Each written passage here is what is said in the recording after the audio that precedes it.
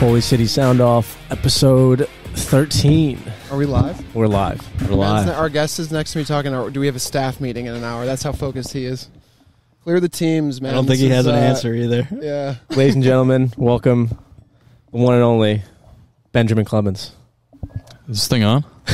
Yeah, It's about to be. Yeah, check his volumes in the headphones. So Yeah, Andrew will double check. Yeah, we're you. good. We're live. Everything's bouncing. say something. Bouncing? Yeah, we're bouncing. Oh, we're bouncing? we're Okay. bouncing. Lovely. Okay. We're here at lovely, tropical, gorgeous Patriots Point, It's fantastic. which was actually the site of a crime last night.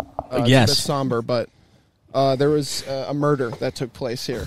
Yeah. And it was the 5-0 thromping of Indy 11 by Charleston Battery, which was really insane because, again, our record usually seeing teams is not great, so we were a little nervous coming here. But I'm not going to lie, I was actually really nervous about it because we were coming and we have a bad track record. Howlers' curse Yeah. was broken. Really proud of you guys for breaking that curse. Yeah, well, we won't say it was all us, but so from the administrative side of things, talk to me about the game. I mean, you're obviously running around the whole time, taking photos, getting ready for the recap. Yeah, so let's talk to us about. Talk tell to us us what you do first. Yeah, talk about Introduce your game yourself. Let us know what's going on behind the scenes, and then how last Who is night Ben went. Clemens? Yeah. Yeah, that's a question I'm still trying to figure out myself. No, game days for me are it's a lot of communication, social media. So as things happen on the field, just gotta react, and all the highlights that you see come from our team, whether it's photos or videos from the field. It's posting those out, and then we read the recaps. You see the interviews. That's us as well. So it's a lot of juggling. But you do it beautifully. I mean, and obviously you're a well-known face around here at this point, so you have all the connects. I saw you surrounded by the staff immensely last night. I saw you commanding the show. What's your favorite part of everything? Honestly, what's the favorite part of the game day for you?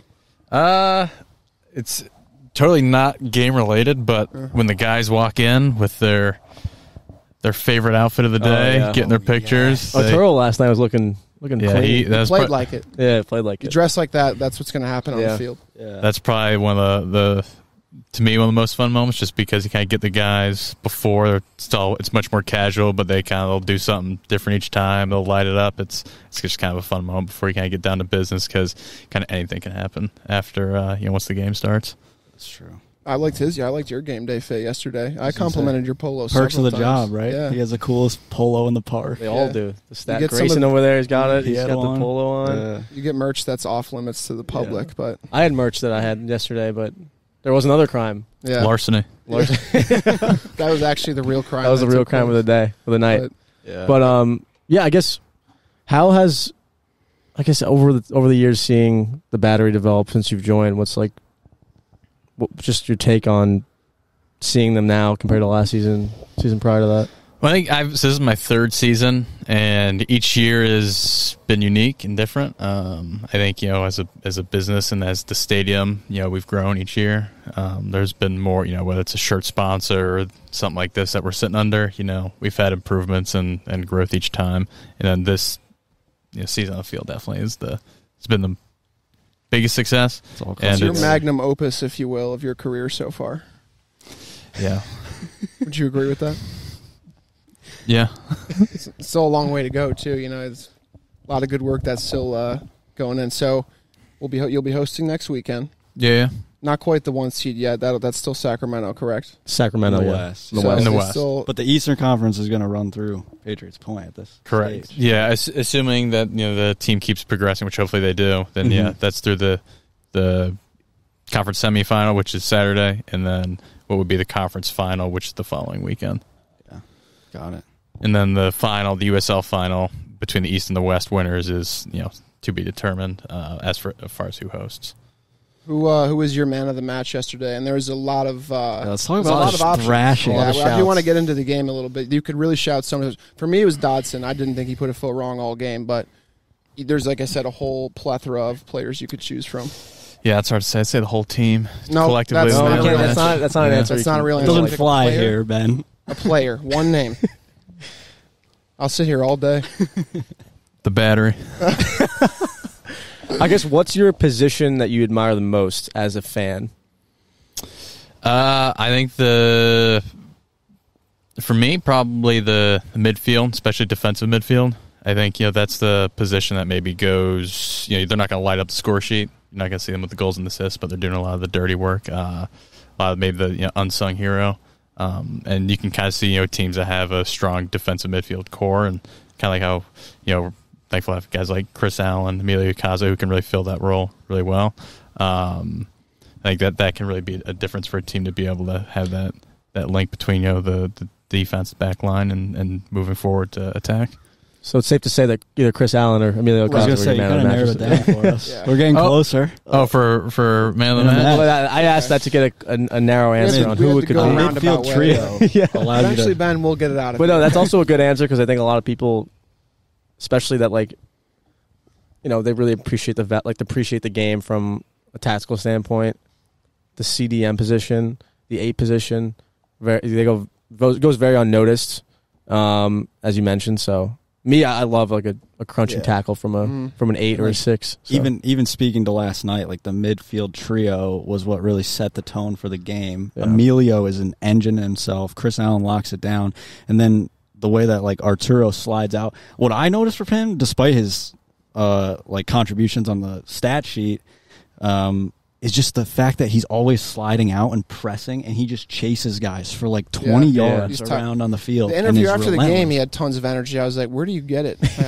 I'm exhausted. I just drank lemonade on the sideline for 90 minutes. And a frosé. Yeah, and a frosé. Yeah, maybe too much frosé. But yeah, it really was a pleasure to watch. And I feel like the midfield is a great thing to point out, but it was really dominant top to bottom. I mean, for a team that was as hot as Indy was, too, I think that was a big part of what made me nervous was we're running into the hottest team during a weekend where there was a lot of crazy results. But, I mean, top to bottom, it wasn't really ever that much of a contest. I was sort of expecting maybe them to squeak one in at one point or somebody gets turned off at the back, but they came ready.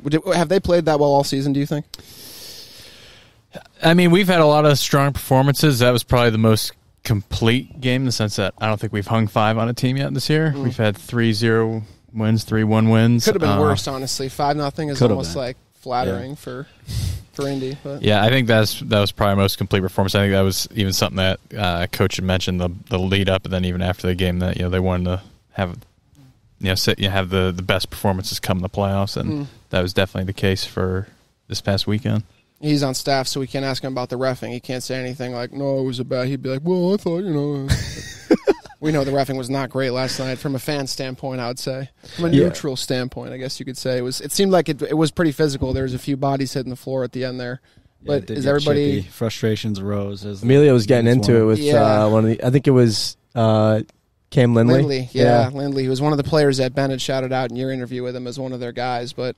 Yeah, I can't really think of anybody on their team other than the center back who, again, they held 5 goals. So, who was really that impressive. But so looking ahead to next week, this is an opponent obviously you're familiar with. What are your thoughts going in? And you can answer this however you want. I mean, it'll be exciting, another home game, right? We'll be another home game. We love our home games. Yeah. It'll be interesting because it'll be about roughly 2 weeks removed from the last time that the teams faced Birmingham. And Birmingham, was one of those upset shocks, I think, for most people in that first round. But they're definitely a team that's capable of doing some serious damage. And Tampa Bay learned that the hard way at their place in the day before we played. So I think it'll definitely be a tough test because they'll have a lot to play for. They'll have a lot of kind of a similar desire that I think the team had against Indy to get them back. We've beat them twice, beat them in their place at the very end, and then kind of grinded out a strong 1-0 win right at just about a week and a half ago now. So it'll be, I think the teams definitely know each other. They'll be well sized up for each other. Yeah, that scouting report will be fresh in everyone's mind from 2 weeks ago. For sure. The confidence too. I also think that when you have a team like Birmingham coming back again to Patriots Point after just being here, it's got to be like, oh crap, we have to go back there, and they just won 5-0 and they just beat us not just before the season ended. So yeah, I think it's a good opportunity, and I think we talked to Coach Pierman. He even mentioned how badly he wanted the win against Indy, and I think like you mentioned, he'll want this win even more because of the first result against Birmingham. But yeah. Ben, tell us how you made your way down south here to pick this gig because, we're actually from the same part of town. We're both Rochesterians at heart. Same neck of the woods. Same neck of the woods, and it is out in the woods, I tell you. 585, ride or die. That's right. Bill's Mafia for life. Oh, yeah, You're actually a Wolves fan, which I want to ask you about for our Prem fans at some point. But how did you get down here? How did you find yourself here? Yeah, so grew up in Rochester, New York, just outside Rochester, New York. New York? Well, I'm outnumbered here. State. And we moved, or my family, or my parents moved down here just to kind of retire. And I came down with them while I was still at Michigan State, going there for a degree in journalism. And then after I graduated there, I went to CFC for grad school. So I kind of stayed here. That was then during COVID, so it was kind of not really sure what was going to happen. But I shot photos for the Battery in 2020, their first season, even though it's kind of a asterisk season because it wasn't full capacity and all that. It was only a shortened season as well. So I shot photos for them, and the role that I have now opened up in social media communications.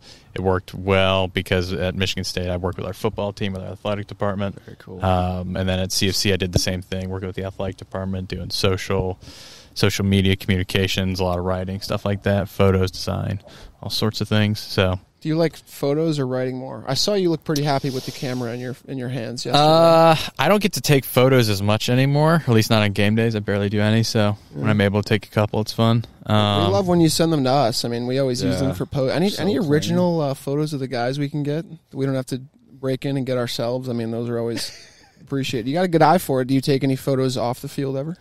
Well, I'll do a lot on... Do weddings? No. Birthdays? No. Real estate? You got a birthday wedding coming up? I got a birthday wedding real estate event coming up. Nice. If you could take photos for it. I'll give you my card. Yeah. I may not return the call. It just has Cran. This says Ben. Yeah. Just make them put the deposit down. It's and missing a don't digit. call them back. Email's no longer delivering. Yes, exactly. Bounced. Tristan would be lost. Yeah. Yeah. No, but I mean, writing's fun for me. It's a fun way of telling a story. And then doing the photos, Charleston's a very picturesque town, so I'll sometimes take the camera out and about. But sometimes, I've done it a fair amount and a lot of tourists, so it's kind of hard to sometimes get nice shots because a lot of things get crowded or you've done it already. But for the team during the week, I'll do training. If we have merch shoots like that hoodie you got, I love that hoodie. That promo shoot, we got that. That was, one of the things that we did, or one of the things that I did. And then... Grace, you do that hoodie? Oh, well, I think you could have thought of it yourself if you wanted to. So, but it's pretty much anything that's not during the game because we have a separate match photographer because I'll be doing the writing and social and all that during the game. Right. Yeah, those shots seem really cool, and the player shots too. Even when they do substitutions, you see the different poses they do. That's you too? On which ones? When the player shots, when it's them coming on the field, it's them like this or pointing at the camera. For a few of them, most of those were done by the photographer that we have on match days. His name's Michael Weiser. Okay, really good dude, really good photographer. He did all of our studio shots at the very start of the year, the promo media day stuff, and then I'll do the ones for the guys who come after, just because we're not able to replicate that same big setup. Yeah. So I'll do them get the photos done real quick in our office. A little bit of a dumbed down version just to be able to get done. But it's mostly done by our photographer, Michael. Shout out Weiser. Yeah. You think he follows us too? Hell yeah. Extra shout out for that as well. I'll hire him for my wedding at some point when that happens. Your wedding birthday. My wedding birthday, yeah. Or when I'm buying a house. At real estate. Yeah. I'm going to make sure my wedding, my birthday, and I buy a house on the same day. So the all access stuff, whose idea was that? Was that something that you and the front office staff were thinking about and kind of... I'm not too sure whose idea it was, but the single individual behind it, Braden, our videographer, has kind of been the champion of that one. Braden. Hey. He's a one-man wrecking crew as far as the shooting, producing, editing, all that. So he's the one who's kind of taking control of that one.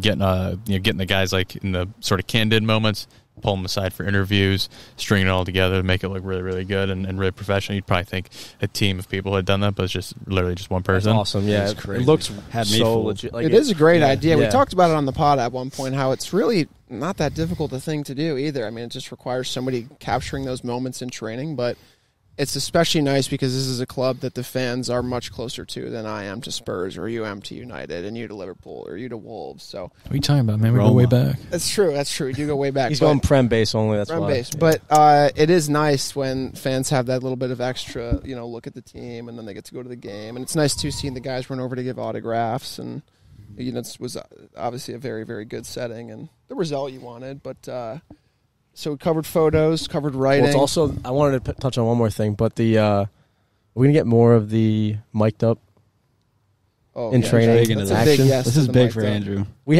have mics. We can throw them on tomorrow morning if you're not against it.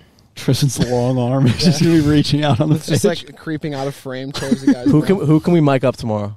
It would be like potentially your nobody, best mic'd up guys because Kuz is obviously definitely up there. Yeah. Dan Kuzemko, shout out for him. He definitely is. He was mic'd up already, right? We did, yeah. So he was the first one, and he's definitely a bit of a comedian. Yeah. And then you give him a mic, he's just gonna give you everything he's got. Oh yeah, Camera loves him. I mean, after him, someone like AJ Cochran. He's a pretty funny guy. He's got a lot of jokes. Definitely also one of the more chattier guys, like on the field. Yeah, you'll hear him. Otherwise known as the father of the team. Yeah. Right? I don't know about that. He did the dad joke segment. He did do it. So I figured that kind of tied in. He did that very well, yeah. But yeah. All right. Stand corrected. No, but yeah, he did that. That was really good. We didn't really know. I kind of just like asked him, "Hey, you want to read some dad jokes?" And he was all about it. Let's go. Oh yeah. And no, it was great. And then we actually ended up doing a reshoot or a second edition because then he brought in some of his own jokes that he wanted to try out. So I gave him some. I gave him like a list of them, and then he went through them. They were good, but then he was like, "Wait, I got some. Yeah, let's do it again." As for the third. I think someone like Joe Schmidt would probably be pretty good. I think if you had Joe Schmidt and Dan at the same time, because those two guys are really close, they just kind of be just firing back and forth the jokes.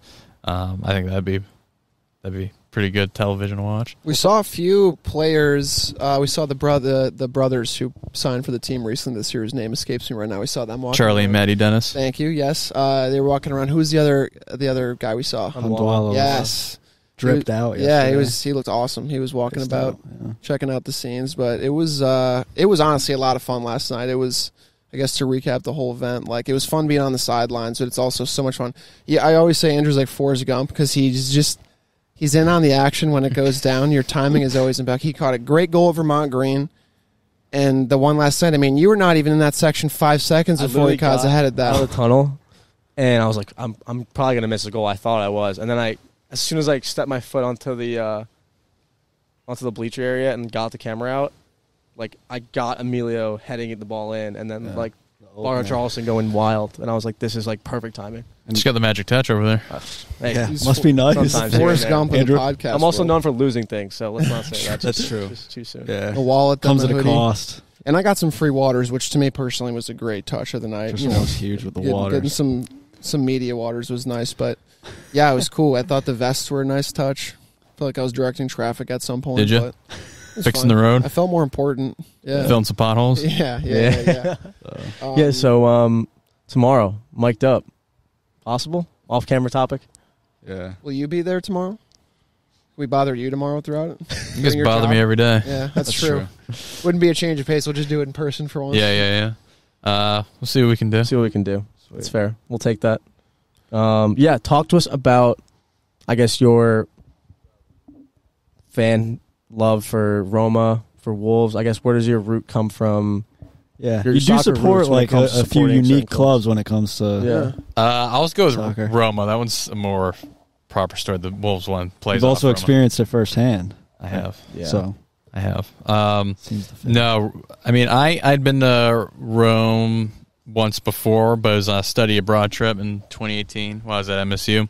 We did Paris and Rome, and we also some of me and my buddies. We did a weekend to London down through the Channel. And it was during the World Cup, but the World Cup really didn't have too much bearing on me just because Italy wasn't in. They hadn't actually really started yet. But we were in Paris, saw the PSG stadium, and we were in London got all the teams there, and nothing was really clicking for me there. Gotcha. But my Must not have seen all of them friends in my friends in my group were all fans like Arsenal, Man City. You had all sorts of English teams, and then when we were in Rome, I don't know what it was. Just kind of Destiny, romantic. Kind of, we were there. We were. It was like after our classes had been done. We're walking down. I think it's called the Via del Corso, which is the street. If you're at the Spanish Steps and kind of walk towards the Piazza del Popolo, it's that street. It's that road, or one of the roads. We were walking down, and my friend insisted that we go to the Nike store, and just saw some of the kits. Like, oh, this is cool. And then there's a Roma store just a short walk after that, and the people were really nice. I kind of liked the stuff, the kits that they had, the shirts. Kids can do it, man. Kits are magical. But the brand seemed really cool, and left with a jacket and a T-shirt. Decision was made. But then from there, like at the time, it's kind of like just a nice souvenir because it looked really cool. But then I looked more on the team, and what kind of really did it is how funny they were on social media. I don't know if you guys follow them. I've seen their TikToks before. Like vintage Roma admin Twitter was their very poorly photoshopped player announcements, where they just took a random picture of a player, like a headshot, like very dated, and then take like just the stock picture of the jersey and plaster. And then what they did was they took the same. So like say Brian Cristante, they just put a stock Roma jersey over his picture.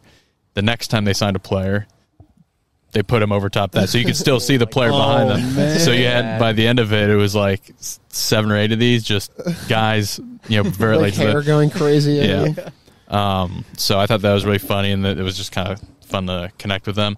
And then it just kind of kept going from there. And I eventually, a few years ago, went to the Stadio Olimpico for the first time. Caught a Europa Conference League game, which they hammered whoever team they were playing, and then then again the same week saw them play against Torino, and they beat them 1-0. The following year, the results were not as glamorous, but it was still fun to be there. That same year that I became a fan of them, I saw them play at AT&T Stadium in Dallas. They played Barcelona. That's very cool. And that was pretty cool. It was like 90%, 10% Barcelona and Roma fans. Yeah. So I was very outnumbered. I was the only Roma fan in the section when I was there. And Roma won, and I made sure the section knew about it. Wow, yeah. Nah, you're lying. You got out of there quickly. We know it. No. I may have accidentally cheered on an offside goal. Oh, that's fine. And they were looking at me kind of stupid, but yes. No, Ben's a reserve guy when he's just walking around, but when he's in the stands supporting Roma, it's a different Ben. Well, nowadays it's so hard to tell if someone's offside. You can't celebrate any goal. So it's the only way Tottenham stays relevant. That's besides the point. Right. So why Wolves though? So buy Pedro Neto from you. You know that, right? January. It's coming. Nah. So my good friend who was with me on the trip, we're with Paris, London, Rome. He's a Man City fan, and we didn't have a whole lot to talk about. After the weekend of games, watched Roma, he watched Man City, so there wasn't a whole lot we could really do there. Yeah. So I took one for the team and decided, okay, I'll be the one who branches out and see what the Premier League has to offer. There was not a lot to like there, other than Spurs. I mean, so to support. It was when it really came down to it was Wolves were playing Man City. Yeah. And that was the year that Wolves got promoted, or the year after they got promoted, and they were taking it to City. And it was great. Yeah, they won. They beat caused City some that trouble. year. It was the year I believe they finished 6th or 7th. Yeah, Nuno was in charge. Wolves caused United is notoriously has difficulty against Wolves too. There's a few teams who would say Wolves are always the team that we can just never get a result. They were playing all the top teams really, really well. I believe they made the FA Cup semifinal that year too. Oh, yeah. Okay. Yeah. So he's like Raul Jimenez, Diego Jota. Rui Patricio. Ruben Neves was on the team then, right? Yeah, he was still there. Yes, yeah, he was. João Moutinho was there. That was like his second year there. João Moutinho, That's yeah. when Jimenez had like a 20-goal season too. Yeah. or something That was crazy. before his like head. Yeah. Like career, almost career-ending injury. He That was so an good. awesome Wolves side. It was such a fun team. Nuno to was in watch. charge. Like Nuno was like No, it was a lot of fun to Real watch. And deal. then, so I was like, well, hell, Roma, their mascot's a wolf. This team's a wolf, too. I guess it's just meant What's to your thing be. with wolves, dude? There's your favorite animal? No. You got a lot of wolf t-shirts. T-shirts No, with but it just wolf made looking in the sense. distance. But also, it's kind of fun just to give my friends some shit. Just because they were, I think, when the game was going on after we had class and it had ended, and just fun source of banter between us. Yeah. So what are your thoughts on Roma currently? Isn't there like some issues with Mourinho and his future there? Is there like Dreaded Mourinho third year syndrome. yeah? He won a trophy with us. I at know. least. I'm not saying he didn't. Tottenham, You're right. I mean, Tristan You're and right. like he thinks about teams in Tottenham's We point of signed view. him a week It's before through our that to cup Tottenham. final. We could have won clear some lens. with him too, but Levy cost us that. But we're not talking about that today. That's a different. I think when you have Mourinho as your coach, which wasn't present during the previous three coaches that were there, is just everyone's got a story, everyone's got a headline. Yeah. Someone heard something on the street, and now it's on the front page of one newspapers. I don't think it doesn't seem like he's lost the locker room. He definitely has not lost like the ultras. Yeah. They love him there. They'll do when they do their lineups, they have it's like a call and response. The PA guy says the first name, fans say the last name. So they'll do that for the whole lineup, and then for the subs, he just says for the PA guys just does them. But then at the very end, they do it with Mourinho, and the place just explodes. It erupts, Like, Wow. So no, he's To definitely bring that chant I to loved the him at point. Tottenham. Honestly, I miss him. There's a lot of I like He's the a football character. now, but He assembled a squad. he with loves the Roma, team. though. Dude. He falls in love with the team that he goes and coaches. He's undividingly in love and supporting the team that he's Although Tottenham's the only team he doesn't bring No, up.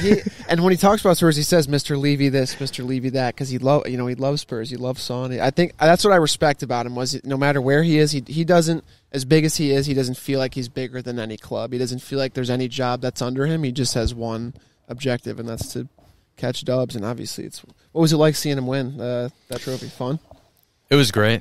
Yeah. Well, when I saw How do you even stream those games? Like, where do you even? They're on just Paramount. Paramount. Yeah, Paramount. I joke like I didn't watch my team in that tournament a year ago. Well, I just love that how much of a character he is. Yeah. You're gonna get each game could be something different. When I was there, the first when I saw those two games, there was just one. I think they were doing a VAR check for a penalty for Roma, and he just turned around. He was just like looking at the crowd and just shrugged. Everyone went nuts. It was just funny. And then there was another, or after they won, I believe the Serie A game.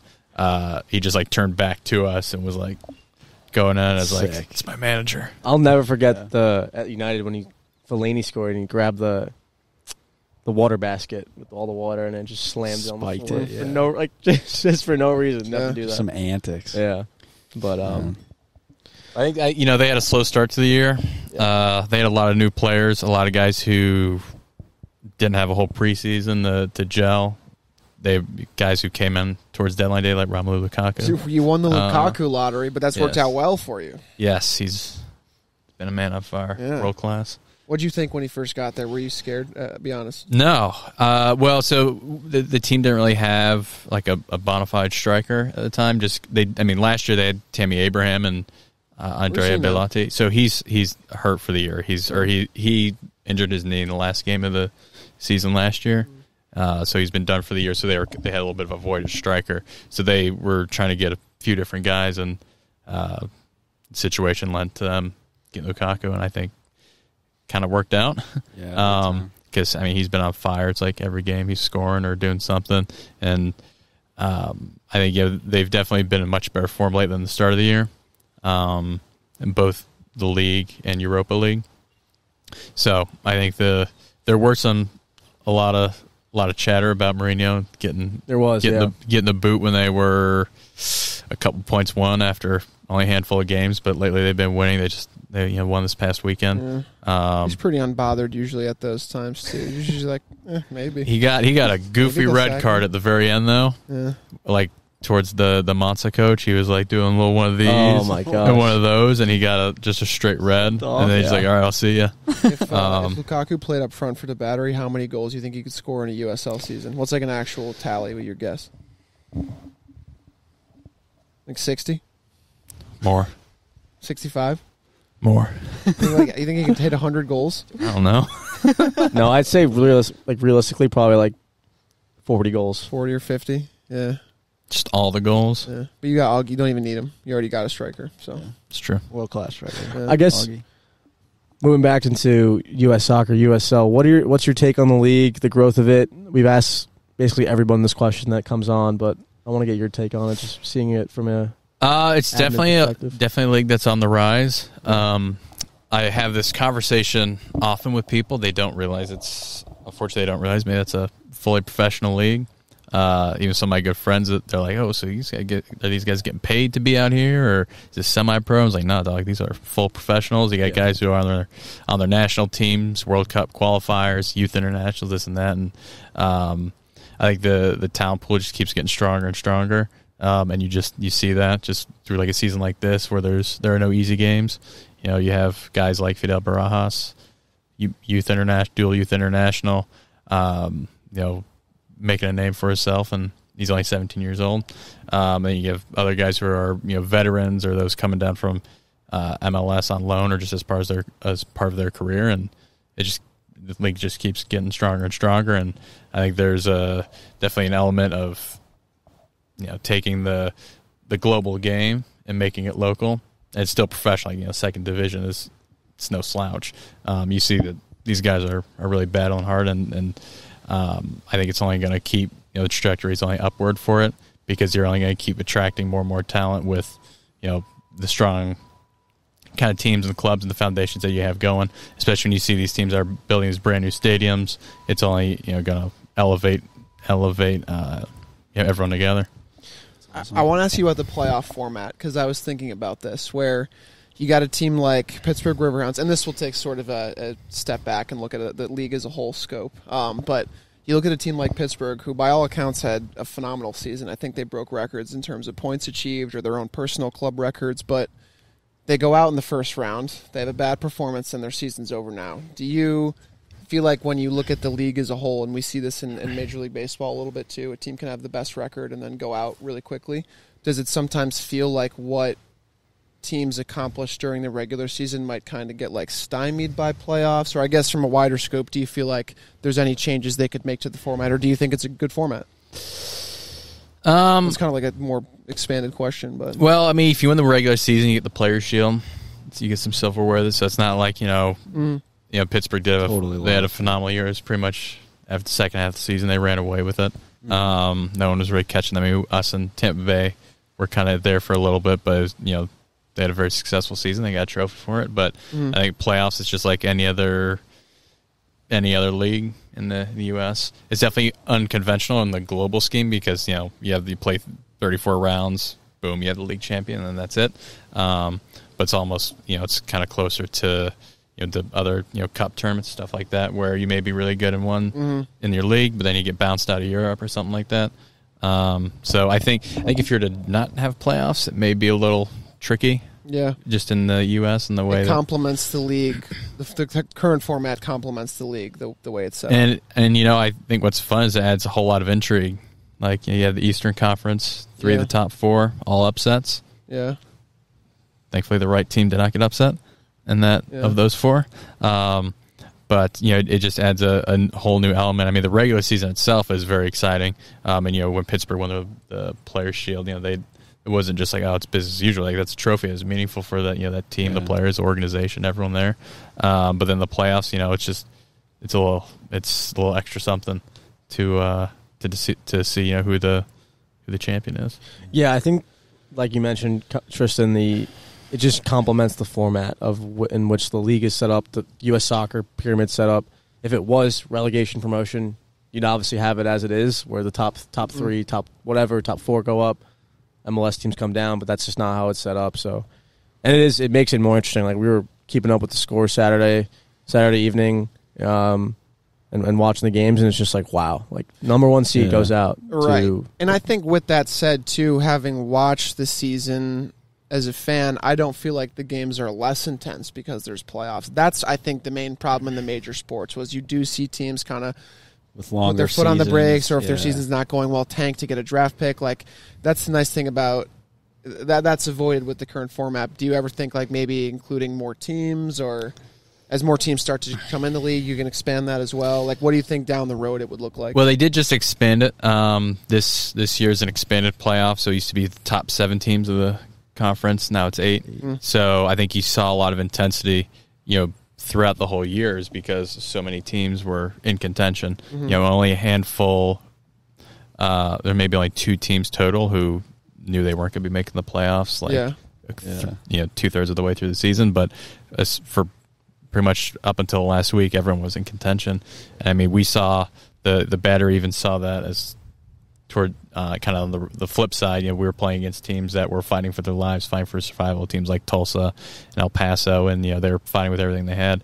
So that definitely makes the games more competitive because you kind of got to. That's just something extra to handle. There's no tanking or no coasting like you would have in the NFL or something like that. But also there's no draft, so you can't like tanking isn't going to get you anything. Right. So as for down the road, I mean, there's definitely going to be more teams coming through. Expansion is on the horizon. You heard about anything in the front office grapevine or your contacts at other clubs? I know you got them. Well, I just know there are teams like Jacksonville, Pro Iowa, Milwaukee. Ooh, that's cool. Milwaukee, I've seen their Facebook Pro page. Iowa, is that what they're going to be called? It's just the placeholder name that they have right now. Rhode Island, even Sporting Iowa. Yeah, they have the stadium going up in Rhode Island next season. So there'll be more teams coming. Unfortunately, you have teams like San Diego who are leaving, so there'll be a little bit of a the even same week exchange that there. A pretty tough logo is debuted from the MLS franchise. Are you willing to give a statement on that? Did you see it? I did. Oh, okay. I heard comparisons to the Aldi logo. It is not a handsome logo. It looks like a car rental company logo. Yeah. Well, we can't say too much about that, but yeah. So I guess, are there any teams? Is there any market that you think would especially do well with a soccer team based on Midwest? I feel like. Well, you got Detroit. Pittsburgh's maybe not Midwest, but it's kind of in there. Where we're from, Rochester, be nice to see the Rhinos. You're telling me, man. Miss the Rhinos. Or in YFC folded. We've already after buried one that season. team. Yeah. It'd be nice to see the Raging Rhinos as the Raging Rhinos come back. I won't say if I win the lottery, but if the Rhinos all of a sudden get a new stadium and all new players and it's a full-on cash injection, you'll know that it was me who did that. Angel investor over here. Yeah. I'll put every cent I win into that team. To signing one guy to bring an aged Ilkay Gundogan to Rochester. Oh my! Like a 45-year-old Gundogan. Yeah. He's like, all right, fine. I think Rhode Island will be cool. Rhode Island's going to be really cool. They have a good soccer hub down there. The stadium won't be going up next season. They're playing at University. I think Bryant Stadium, and then the season after, I think 2026, the stadium will be. It's going to be right on the river. That seems to be a theme. That's where Pittsburgh's is. And then the other one would be Jacksonville. They will be the closest to us. Oh yeah. So that one, I believe they're 2025 or 2026 is what their plan is, but that'll be a fun one for me because I have a lot of family is from Jacksonville, but also it's only like a 3-hour drive. So would you guys drive that, or would you breeze that one? I think you'd bust that one. Yeah. How does that work, scheduling? Are there certain teams that you take the bus to every year and some you fly to, and is that predetermined going in? I think it just depends on how far they are. Yeah. Really, it's that simple. Yeah. And some flights are easier than others. So some you have direct. Charleston, sometimes a little difficult to get a direct flight, so you have to go to a Charlotte or an Atlanta, and then go from there. And it's just the boys rocking through in their outfits? And they're up in their pregame sweatsuits, or do they sit everywhere? Do you rent like a Howlers section on the plane? Wait, what? I mean, sorry, a battery section, not a Howler section, a battery section. That's coming soon, though. That's coming soon. You guys gonna get your own charter? Yeah, we're gonna get our own plane. Tristan's gonna fly us down. Our faces on the side. Of it. Wow, looking goofy. Everyone's like, "Damn, that's an ugly plane." Man. What was the did you ask? Did you have a question? Now we're talking about genuinely want to know. Now we're talking about the Breeze Airlines travel. Yeah. So is it like if I'm sitting on a plane flying out of Charleston, will I sometimes see the whole Battery team getting on? Like, yeah, shit, that's Augie. You could. Yeah. You could. The team flies together. The bus ride's fun. The bus rides are a bus ride. We played college sports, so there was funny things about people sing on the bus. It's like, yeah. Well, I was depending on the size of the team too. You'd have a lot of space or a little. You take long trips. Are the guys like? They're professionals, so I'm sure they're. A lot. An email and whatnot. It's just forever how long it is. Just kind of sitting around. When we did a bus trip from Louisville to Detroit earlier back in August. That was about a 5 or 6 hour bus ride with stops and all that. You have the guys, certain guys that they'll, friends on the team gravitate towards each other. Some will play cards. They'll do this. They'll do that. Some guys just kind of take a nap do TikToks or read, do something, whatever. Yeah. For me, at least, those are working hours for me. So I just try to just stay busy and do whatever I got to do. Like for that bus ride in particular, it was after a game, so I was just doing post game, doing the recap. You're like, I'm 6 recaps behind. I got to get caught up. So, yeah, and it makes the time go by. Yeah. I cannot sleep on a bus. Definitely cannot sleep on a plane either, so trying to just keep my mind busy. People in front of me think they can recline. I don't know why they think they can Unbelievable. Don't get them started with it. It's crazy They behavior. think, and then they proceed to do it. I know I'm not normal height. I know that. I'm abnormally large, but, meet me halfway, please. Or meet me 3/4 of the way. I'll reach. All right, Ben. We made you squirm long enough in the seat, I think. Good way to wrap it up. Don't want to hold you to it, but score prediction for next Saturday. I don't do those. You don't do those. I don't do those. Not in the business of making predictions. No, I'm not. He's too close to it, and he's got to he's got all the graphics made already for every possible score line. Yeah, I've already seen the script. Don't you know that? Yeah, it's written. The USL it's written in the stars. Script. All right, fair enough. Christian, your score prediction next Saturday. I'm going 3-1 Battery. What you think we're gonna give up a goal? I think they'll squeak one in. Connor. Maybe some crazy own goal. Man, how they performed yesterday. I'm gonna say carry the momentum. 2-0. Clean sheet. Another clean sheet. Can you say how healthy they are? Do you know of any? I'm gonna go 3-0. Well, for you. 3-0. 3-0. Wow. Battery. Specify. The championship's coming through the point. Yeah. Thanks. That's a sticker, by the way. It's a sticker. Damn, you put me on blast like that.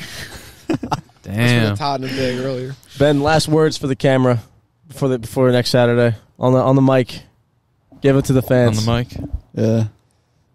Yeah. Just looking forward to it. Just it's kind of like March Madness, survive in advance, do or die.